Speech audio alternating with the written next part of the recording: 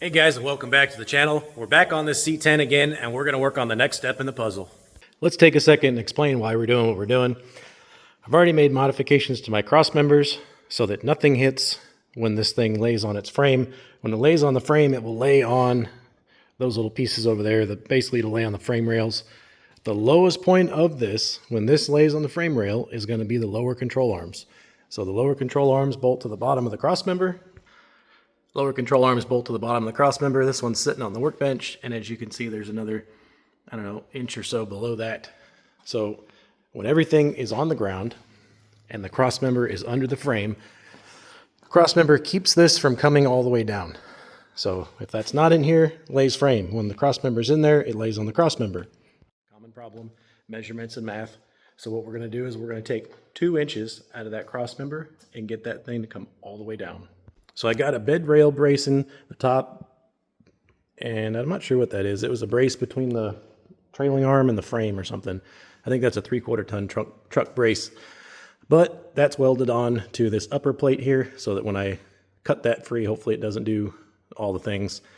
Hopefully this stays pretty square. I'm going to be putting a lot of heat into this. I don't know. We'll see what happens. Worst comes to worst, I've got another one. And I've got, like 3 or 4 of these.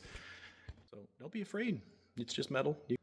So I'm going to try to get in here with my cutoff wheel and cut off this top line first so I can get this lid out of the way, and then I'll come back through and cut this lower line here.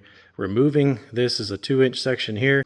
I just drew a line on the top and then went down with a ruler and went 2 inches all the way down. So we're going to remove this 2-inch piece and then basically set this back down on top.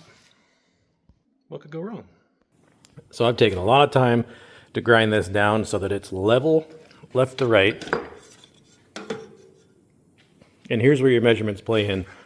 This flat plane here and this flat plane here is what locates this on the bottom of the frame rails. So we got to make sure that this is level, which will in turn make these level, and that it's level side to side. You don't want to drop it an inch over here and 2 inches over here. So we are, find my ruler. We're at 2 inches, front and back, both sides, and I'm measuring from the top of this to the bottom here, which would be the thickness of the metal. So that's a 2-inch drop on both sides, even if it was 8 inches, as long as they match. So I'm matching front and back, side to side. If I get this set up straight,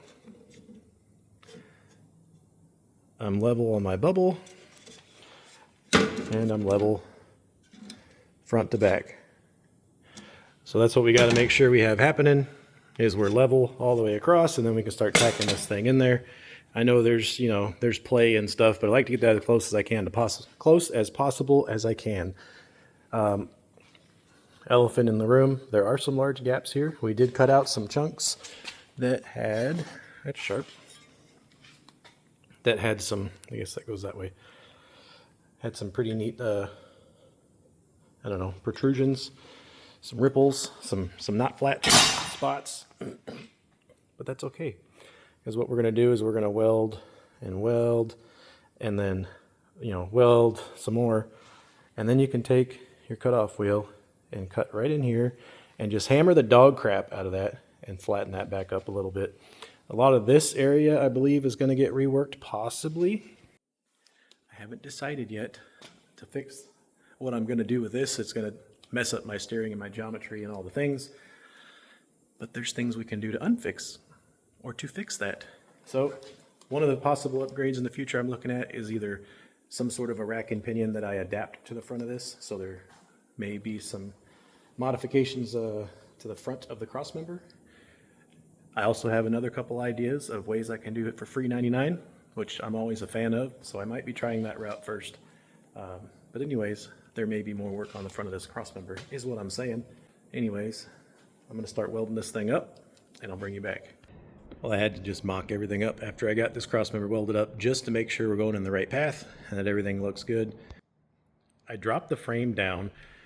It was on jack stands. Now it's sitting on the frame rails. As you can see here, those are my lowest points right now. I could take and fold those up and, make it go another what, half, 3/4 of an inch, but I think I'm gonna leave that just so all my bolt heads and rivets and everything don't get ground off and everything comes apart.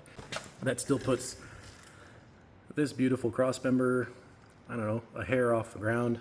All right, just had to make sure where I was at was where I was at. I had this little piece of 2x12 sitting underneath the crossmember. I wanted to make sure that I was fully on the ground, and I am. The back side of this crossmember is touching. The frame rail on either side is touching, and it's resting on the bumper in the back. And you're like, well, it's not sitting on the ground. Yeah, dude, I got plenty of room for activities up there. This crossmember is, it's floating. So I'm gonna pull that back off, get everything cleaned up, get it painted. I'm still waiting on my spindles. If you order a set of 3/4 ton spindles, they're gonna take like 5 months. I don't know why. There's like one little 8-year-old kid in China that makes these things, and I guess mom said he needs to slow down. So whenever he gets these things out, I can get suspension mocked up. I'm probably just gonna use the old spindles and get an idea of where I'm at. But we have some other modifications that need to happen too. So I'm gonna start getting on modifying this crossmember, and I'll bring you back in for some more science.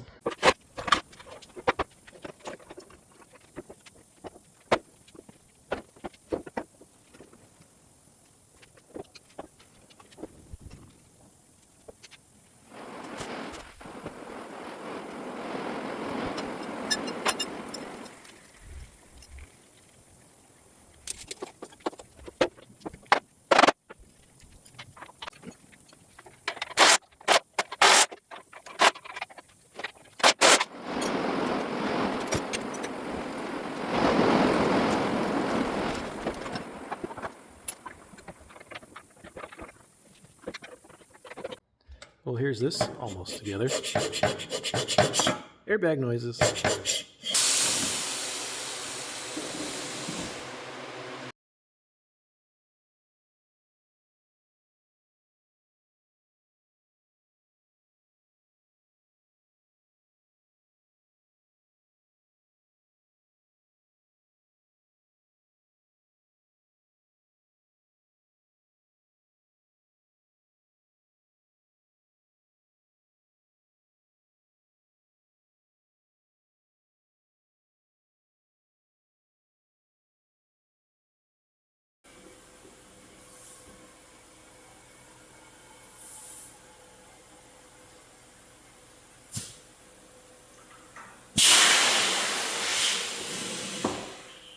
Also can't get all the way on the ground, and I can't do that because my 2.5-inch drop spindles have still not shipped. I started making this video slowly, I think in January, and just kept kind of working on it in the back burner because I really don't know what I don't know until I get these spindles on and make sure that it goes all the way down to the ground, and I don't want to go too crazy with it. But for some reason they don't make C20 drop spindles in as high numbers as you would think, so I ordered them. They say they're on back order. They say the foundry is going to make them someday. So this isn't a pressing project for me. It's just kind of fun to tinker around with when I have, you know, waiting on parts on one of the other builds or something. So it kind of keeps me busy. But that is going to cover me dropping the crossmember. I'm sure you guys are going to have a lot of questions. Let me know down there in the comments what you got. I'm going to get this other control arm knocked out. That'll be probably a different video. And then we're going to dive into steering on this thing. Like I mentioned before, I'm going to try to keep factory steering, just not in the factory spot. And it may progress into a rack and pinion. In fact, I've got one sitting right there that came off of something, so I may do a couple different things, but that's more videos in the future. So if you guys like this kind of content, make sure you like, subscribe, hit the little notification bell, all those kind of things. If you like seeing c10 content, I got plenty of that coming up also. So thanks for watching. Let me know what you got to say down in the comments. I'm sure it's going to be fire, and we'll see you on the next one.